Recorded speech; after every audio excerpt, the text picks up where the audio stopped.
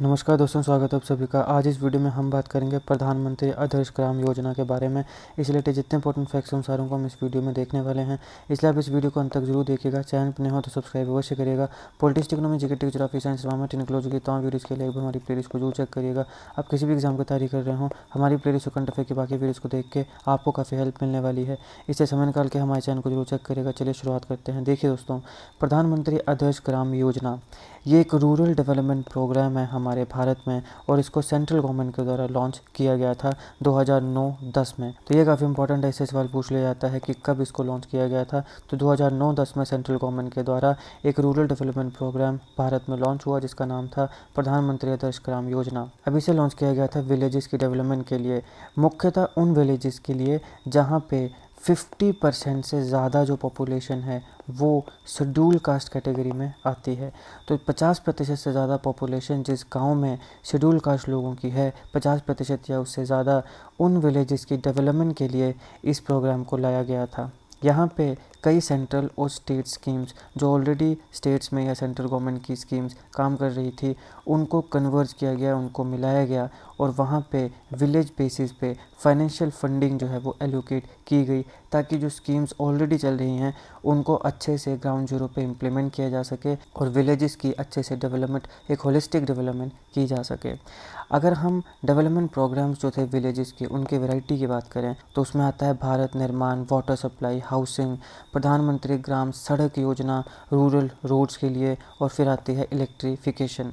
इसके साथ साथ लार्ज स्केल स्कीम्स आती हैं, जैसे कि सर्व शिक्षा अभियान है, Mahatma Gandhi national rural employment guarantee act है।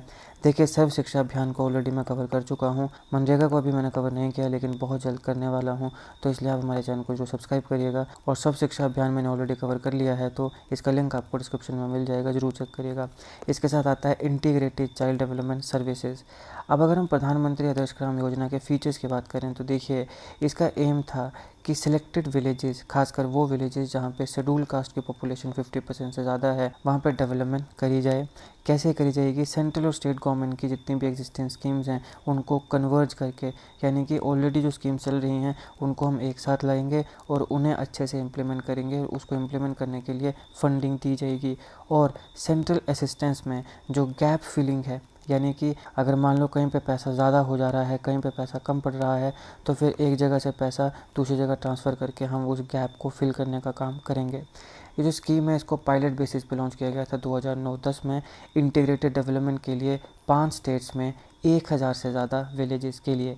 कौन कौन सी स्टेट्स थी? नॉर्दर्न रीजन में हिमाचल प्रदेश था, ईस्टर्न में बिहार था, वेस्टर्न रीजन में राजस्थान था, सदर्न रीजन में तमिलनाडु था, और नॉर्थ ईस्टर्न रीजन में असम था।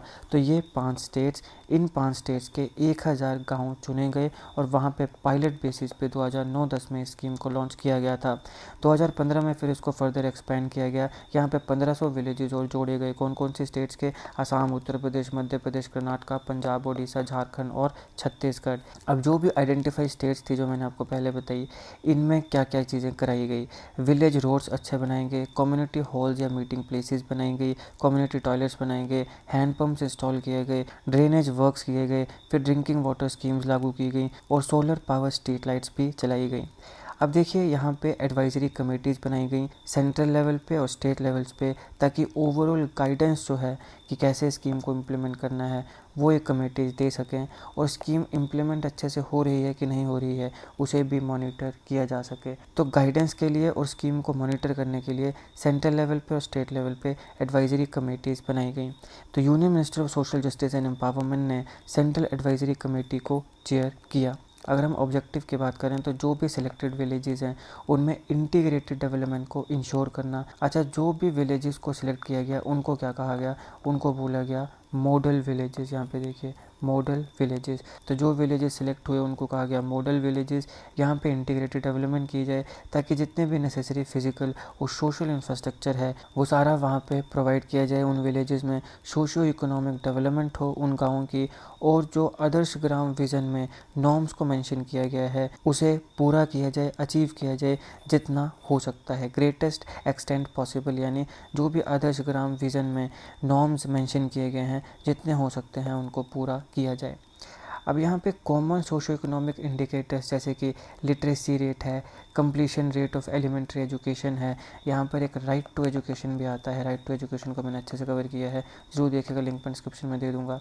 फिर IMR MMR आता है, प्रोडक्टिव एसेट्स की ओनरशिप आती है। इस प्रकार के जितने भी कॉमन सोशो इकोनॉमिक इंडिकेटर्स हैं उनकी कहीं पर भी अगर डिस्पैरिटी है तो उसको ठीक किया जाए between SC and non SC population. तो जैसे एक SC पॉपुलेशन है और एक नॉन SC पॉपुलेशन है, तो SC पॉपुलेशन और नॉन SC पॉपुलेशन के बीच में अगर कोई कॉमन सोशो इकोनॉमिक इंडिकेटर्स हैं, जैसे कि किसी का लिटरेसी रेट ज़्यादा है, किसी का कम है, किसी का जो एलिमेंट्री एजुकेशन का कंप्लीशन रेट है वो ज़्यादा है, किसी का कम है, तो अगर इस प्रकार की कोई भी डिस्पैरिटी है तो उसे कम किया जाए और इन्हें बराबर लाया जाए। और नेशनल एवरेज का जो लेवल है कुछ इंडिकेटर्स का, जैसे लिटरेसी रेट है या फिर ओनरशिप ऑफ प्रोडक्टिव एसेट्स है, जो नेशनल एवरेज है उसके बराबर इनको लाया जाए। जितनी भी BPL फैमिलीज़ हैं, पर्टिकुलरली वो जो शेड्यूल कास्ट से बिलोंग करती हैं, उन्हें फूड और लिवलीहुड सिक्योरिटी प्रोवाइड करना और उन्हें अलो करना कि वो भी पॉवर्टी लाइन से ऊपर उठें और एक डिसेंट लाइफ ऑन करें। तो ये सारी चीज़ें यहाँ पे इस स्कीम के तहत की गई। मिनिमम यहाँ पे कहा गया कि हर एक बच्चा at least 8 years of schooling complete करे। इसके साथ साथ माल न्यूट्रिशन यानी कि न्यूट्रिशन की कमी अगर किसी बच्चे में या किसी महिला में है तो उसे भी इरेडिकेट किया जा सके। माल न्यूट्रिशन, इससे 2 बीमारियां होती हैं, एक होती क्वाशियोरकर, एक होती मैरस्मस। तो ये आपने ध्यान रखनी है। NCERT की जो बायोलॉजी है उसमें इन 2 बीमारियों का जिक्र है। वैसे तो माल न्यूट्रिशन से और बीमारियां होती हैं, लेकिन मैरस्मस और क्वाशियोरकर ये 2 ऐसी बीमारियां हैं जिनका मेंशन आपको NCERT की बुक्स में मिलता है, तो इसलिए ये एग्जामिनेशन के लिए इंपॉर्टेंट बन जाती है। तो माल न्यूट्रिशन को ख़त्म करना ये भी इसका एक एम था। फिर कुछ सोशल इविल्स होते हैं जैसे कि सेग्रीगेशन, डिस्क्रिमिनेशन, अनटचेबिलिटी और बाकी भी और किसी भी प्रकार की एट्रोसिटी अगर शेड्यूल कास्ट लोगों के साथ हो रही है तो उसे भी एबॉलिश किया जाए। और बाकी भी समाज में जो सोशल इल्स हैं जैसे कि महिला या लड़कियों के प्रति डिस्क्रिमिनेशन है, एल्कोहलिज्म है ना, बहुत ज़्यादा जैसे शराब वगैरह पीना है, फिर सब्सटेंस अब्यूज़ है जैसे कि ड्रग अब्यूज़ है, तो इस प्रकार की चीज़ों को भी ख़त्म करने का काम हुआ ताकि हमारे समाज की हर सेक्शन एक डिग्निटी वाली लाइफ जी सके, इक्वालिटी बराबरी की लाइफ जी सके और हार्मनी के साथ वो लोग जी सके।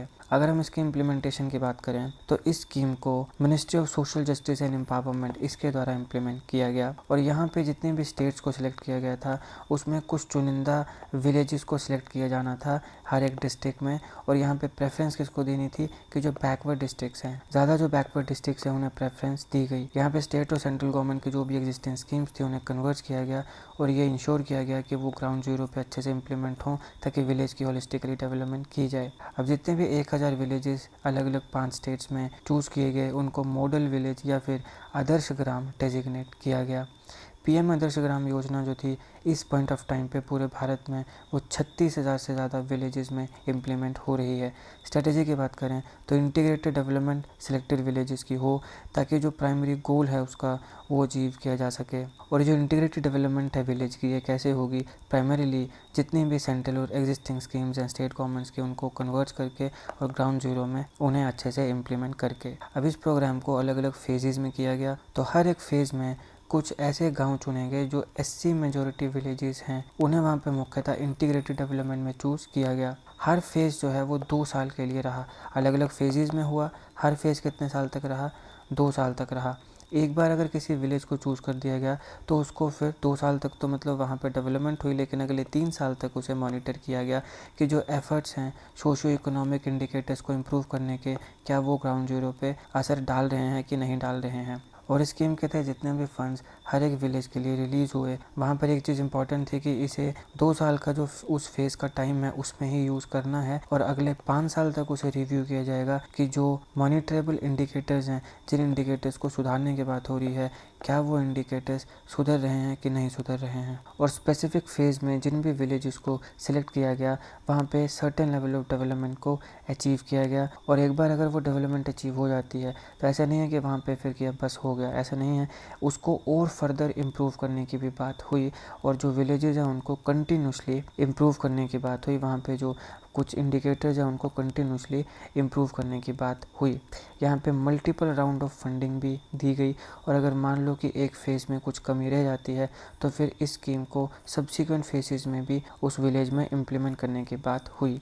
कन्वर्जेंस कमेटीज़ जो हैं वो विलेज लेवल पे, डिस्ट्रिक्ट लेवल पे, स्टेट लेवल पे बनाई गई ताकि प्रधानमंत्री आदर्श ग्राम योजना को इम्प्लीमेंट किया जा सके और इंटीग्रेटेड डेवलपमेंट को कन्वर्ज किया जा सके। ये काफ़ी क्रिटिकल है। तो ये था दोस्तों प्रधानमंत्री आदर्श ग्राम योजना। आई होप आपको वीडियो अच्छी लगी। अगर आपको अच्छा लगे तो लाइक करिएगा, शेयर करिएगा। Politics, economy, GK, geography, science में 10 क्लोज होगी तो वीडियो के लिए हमारी प्लेलिस्ट को जरूर चेक करिएगा। आप किसी भी एग्जाम की तैयारी कर रहे हो, हमारी प्लेलिस्ट को कंटेक्ट की बाकी वीडियोस को देख के आपको काफ़ी हेल्प मिलने वाली है। इंडियन इकोनॉमी पे मैंने और भी काफ़ी टॉपिक्स को कवर किया है। जाइए मेरी प्लेलिस्ट में इंडियन इकोनॉमी, वहाँ पे आपको काफ़ी इंपॉर्टेंट टॉपिक्स मिल जाएंगे। जीके कंटेंट, जीके टिक्स, ऐसी वीडियोस के लिए हमारे चैनल को सब्सक्राइब करिएगा। आपका बहुत बहुत धन्यवाद।